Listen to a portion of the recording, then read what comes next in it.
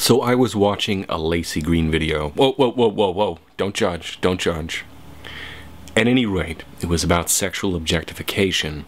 And in the video, she made a point that I simply do not agree with, and I think that when you actually examine it, it falls apart.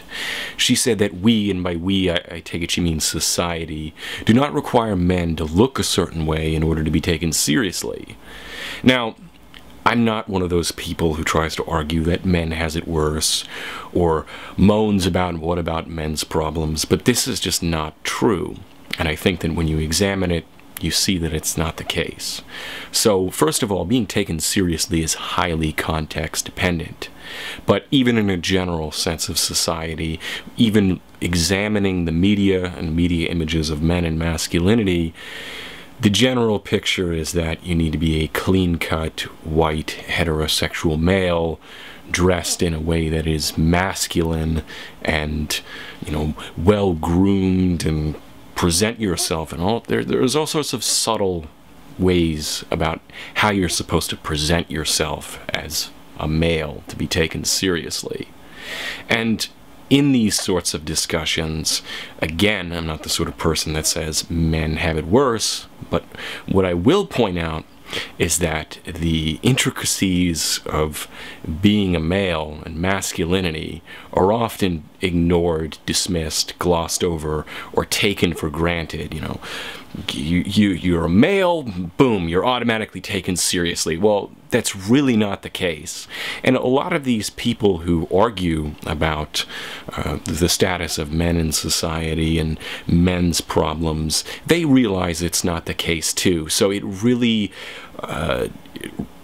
does not help the conversation to gloss over these sorts of points, because it makes it seem as if, from her point of view, being a male is just all sunshine and roses.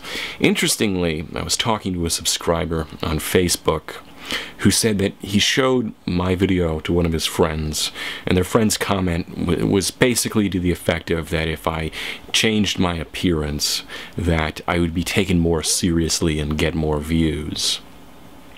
So, so much for automatically being taken seriously no matter what someone looks like. Having long hair, people make all sorts of assumptions about you, from your drug habits, or assuming you have a drug habit, to what sort of musical genre you like, to just generally what sort of person you are. If you're a minority, you're more likely to be treated as a suspect by the police, hounded by security officers, followed around by store security. And again, being taken seriously is often context dependent, so going clean cut in a suit to a punk rock show is probably not the best way to be accepted by punk rockers, whereas showing up as a punk rocker to a job at a corporate office is probably not the best way to get that job. Context dependent in that sense. Nonetheless, I guess if I had to teach a class on masculinity, I would probably use the James Bond movies as a model of the hyper masculine stereotype. Here's a man who wears expensive suits. He has, a Rolex, or in the later movies, an Omega watch, which costs thousands of dollars. He, drives cars like Aston Martins that cost hundreds of thousands of dollars. He drinks expensive wine. He dines at restaurants. He gambles. He womanizes. He kills people without remorse. James Bond should really be studied. But I mean, the movie, I love James Bond movies, but from the point of view of like a social justice feminist type person, they have everything that's wrong with everything they're against: sexism, racism, all those sorts of things. They're all in the Bond movies, and in the further back you go to the the earliest movies, the more they're there in copious amounts. nonetheless, they're still interesting as a kind of cultural study, a look at images of masculinity, and I think that should be taken seriously. It shouldn't just be brushed aside and you say, well, if you're a guy, you're just automatically accepted. Now, I also understand, on the other hand, that if you're a female, there's certain context in which certain people are not going to take you seriously. So I used to work with a woman who was the department manager of automotives at a retail store, and there were customers that just refused to believe, like, you know, haha, sweetheart, where's the real manager? Refused to believe that a young woman could be the department manager of automotives, because then she might have to know something about cars, and how could a woman know anything about cars?